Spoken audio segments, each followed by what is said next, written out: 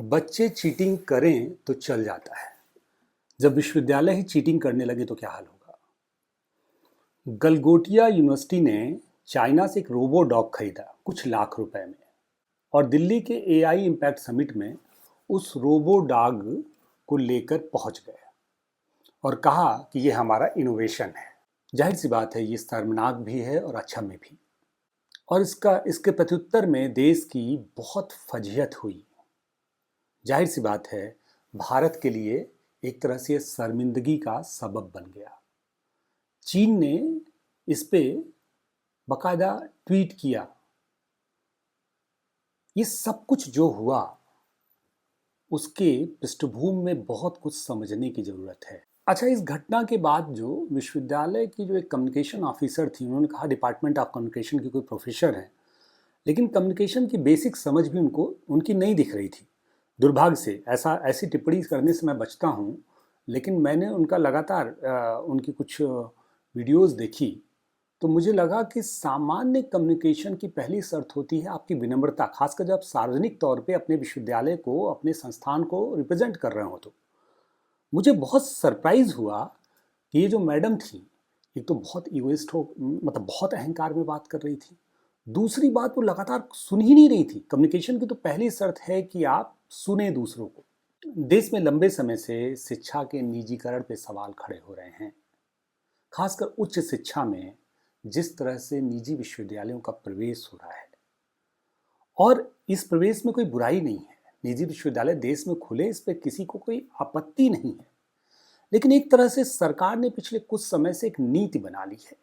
देश के जो प्रतिष्ठित सरकारी विश्वविद्यालय थे, जो देश की टॉप यूनिवर्सिटी थी, उनको एक तरह से हतोत्साहित किया जा रहा है, खासकर मानकी के विश्वविद्यालयों को और दूसरे भी विश्वविद्यालयों को। अब इसको समझना होगा। गलगोटिया जैसे विश्वविद्यालय सरकार की इसी नीति का परिणाम है। निजी विश्वविद्यालयों में जो इन्वेस्टमेंट होता है उसका उद्देश्य मॉनेटरी रिटर्न होता है, एक तरह से फाइनेंशियल रिटर्न होता है, मुनाफा कमाना होता है। सार्वजनिक क्षेत्र में भी जो विश्वविद्यालयों में सरकार इन्वेस्टमेंट करती है उसका उद्देश्य देश को सशक्त करना होता है। भले वो उसका पर्पज पूरा करे ना करे, देश में बहुत से ऐसे सार्वजनिक क्षेत्र के विश्वविद्यालय हैं जिनमें संसाधनों की एक तरह से तबाही ही हो रही है, लेकिन फिर भी देश के जो सार्वजनिक क्षेत्र के विश्वविद्यालय हैं, जो सरकारी विश्वविद्यालय हैं, उनकी स्थिति फिर भी बेहतर थी आज से कुछ दशक पहले। और दुर्भाग्य से सरकार एक तरह से अपने कदम पीछे खींच रही है, तो फिर गलगोटिया जैसा कचरा ही पैदा होगा। और गलगोटिया जैसे कचरे को लोग अपने तिलक पे, अपने माथे पे लगाकर घूमेंगे। और मजेदार बात यह है कि 2-3 दिन पहले गलगोटिया यूनिवर्सिटी ने टाइम्स ऑफ इंडिया में फुल पेज का विज्ञापन दिया था, फ्रंट पेज पे। दिल्ली के अखबारों में टाइम्स ऑफ इंडिया के फुल पेज का विज्ञापन आया और उस विज्ञापन में उन्होंने बहुत तरह के इनोवेशन को एक तरह से क्लेम किया। उन्होंने दावा किया कि उनका विश्वविद्यालय नए प्रयोग कर रहा है, नए जो मतलब जो भी डिफरेंट डिपार्टमेंट हैं उनमें बहुत शानदार काम कर रहा है। और उस फुल पेज के विज्ञापन में वही रोबो डॉग जो चाइना से उन्होंने खरीदा था और जिसको ये कह के कि ये उनका इनोवेशन है, उन्होंने बनाया है,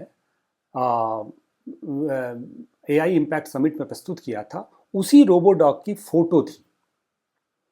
और ऐसा नहीं है, और आज मैडम कह रही थी कि हमारी बात को मिसकम्युनिकेट किया गया, हमारी बात को गलत तरह से समझा गया और उससे जो है गलतफहमी हो गई लोगों के बीच।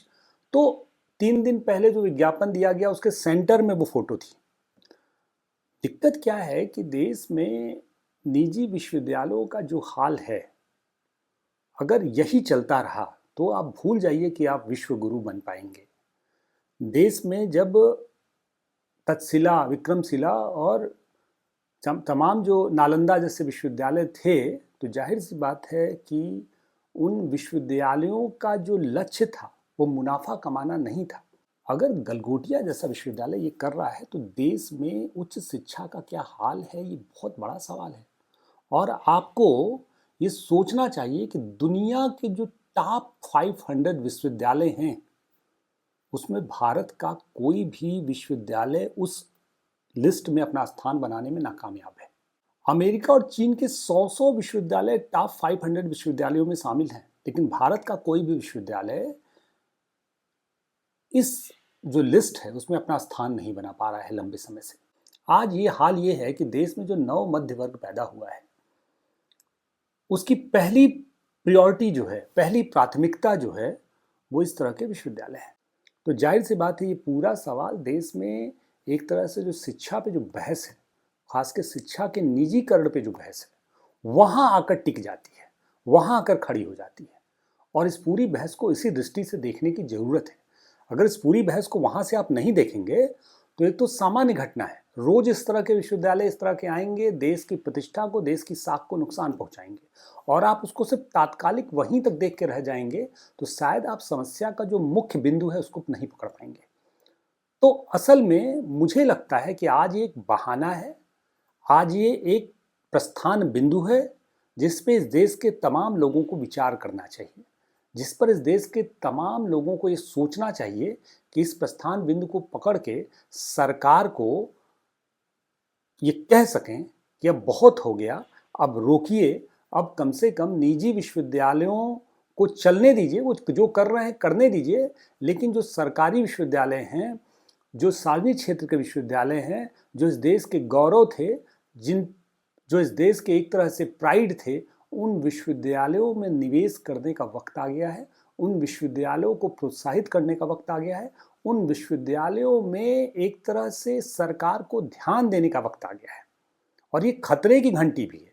आप यकीन मानिए, अगर ये विश्वविद्यालय आप नहीं बचा पाए तो देश को किसी भी अगले 2, 3, 4 दशकों में जो हम ये स्वप्न देख रहे हैं कि एक विकसित भारत का, अगर आप विकसित भारत बना भी ले गए तो विकसित बनाए रख पाना बहुत बड़ी बात है। उनके लिए इन विश्वविद्यालयों की जरूरत होगी। आज के कोजागरी एक्सप्लेनर में बस इतना ही। नमस्कार।